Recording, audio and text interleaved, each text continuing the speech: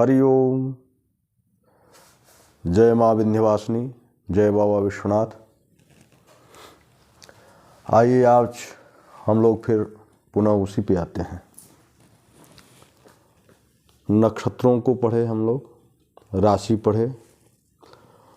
आप गणित अगर लगाते हैं तो उसमें आप अंश, राशि, अंश, कला, विकला यह भी पढ़े होंगे।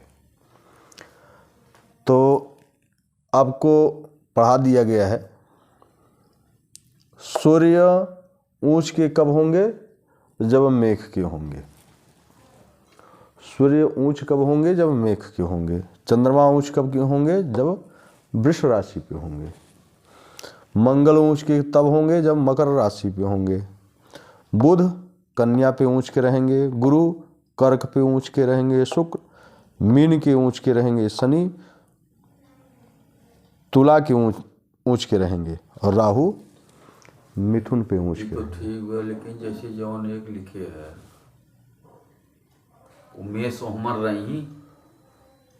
हाँ, यहाँ मेष आप लिख सकते हैं। नहीं सुने राशि जैसे जो मेष वहाँ है। हाँ। तो सूर्य का घर कौन सा है? सूर्य का घर सिंह है। ठीक है, 5 जो है वहाँ कुंडली जो बनाएंगे, कुंडली में जो भाव है उस भाव में 1 लिखा रहेगा, 2 लिखा रहेगा, 3 लिखा रहेगा। उस घर में जहाँ 1 लिखा है वहाँ अगर सूर्य हैं तो मेष राशि पे हैं। ठीक है, सूर्य सिंह के स्वामी हैं, वहाँ स्वामी भाव हो गया। ठीक है, सिंह राशि के स्वामी हैं सूर्य। ठीक है, और मेष राशि के स्वामी मंगल हैं। मंगल के घर में अर्थात मेष राशि पे बैठा हुआ है अगर सूर्य तो उच्च का है। ठीक है, सूर्य का घर कौन सा है जो उनका अस्थाई घर है? जैसे सिंह। अच्छा। ठीक है, सिंह पे 5 जो है 5वें राशि का स्वामी है। अच्छा। ठीक है, यहाँ उसके घर से मतलब नहीं है, ये आप किस घर में बैठ रहे हैं। जब कुंडली आप बना रहे हैं तो उसमें लिखेंगे जो अंक जो उसमें लिखेंगे, चंद्रमा राशि के हिसाब से अगर लिखेंगे तो चंद्रमा किस राशि पे है वहाँ से लिखेंगे।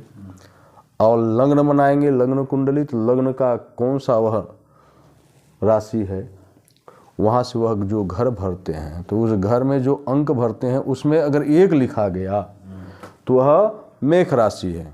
मेष राशि के स्वामी हो गए भौम, मेष वृश्चिकयो भौमा। लेकिन वहाँ अगर सूर्य बैठे हैं तो ऊंच के हैं, चंद्रमा वृष राशि पे बैठे हैं तो ऊंच के हैं। ठीक है, मंगल मकर राशि पे बैठे हैं ऊंच के हैं। बुध कन्या राशि पे बैठे हैं तो ऊंच के हैं। गुरु कर्क पे बैठे हैं तो ऊंच के हैं। शुक्र मीन पे बैठे हैं तो ऊंच के हैं। शनि तुला पे बैठे हैं तो ऊंच के हैं। राहु मिथुन पे बैठे हैं तो ऊंच के हैं। अब राहु का घर वह नहीं है, वह घर किसका है? बुध कन्या मिथुनयोः प्रोक्तः, वहाँ बुध का घर है। राहु वहाँ बैठे हुए हैं तो वह बुध के घर में बैठे हुए हैं। ठीक है, यह ऊंच के हैं।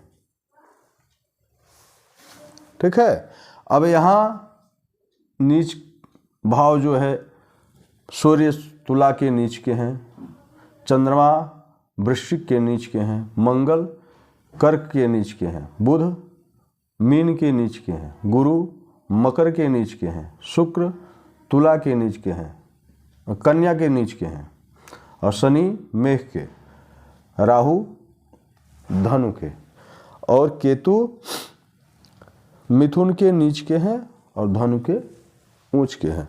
अब रही बात, यह अंश जो है प्रबलता किसमें है? ऊंच के होते हुए भी प्रबल ऊंच कब के हो जाएंगे? जब यह 10 अंश पे मेष राशि का 10 अंश चल रहा होगा। जो समय व्यतीत होता है, जैसे 1 चरण, 2 चरण, 3 चरण, 4 चरण होते हैं एक नक्षत्र में, तो इतने नक्षत्र के चरण बीत गए। एक नक्षत्र का चरण बीत गया, 4 का भाग देते हैं ना उसमें, तो वही अंश यह इतने पे अगर है, यह 10 अंश पे है मेघ के, तो सूर्य प्रबल ऊंच के हैं। वृष के 3 अंश पे हैं तो चंद्रमा प्रबल ऊंच के हैं। मंगल मकर के 20 अंश पे हैं तो यह भी परम उच्च हैं। बुध कन्या के 15 अंश पे अगर हैं तो यह प्रबल उच्च के हैं।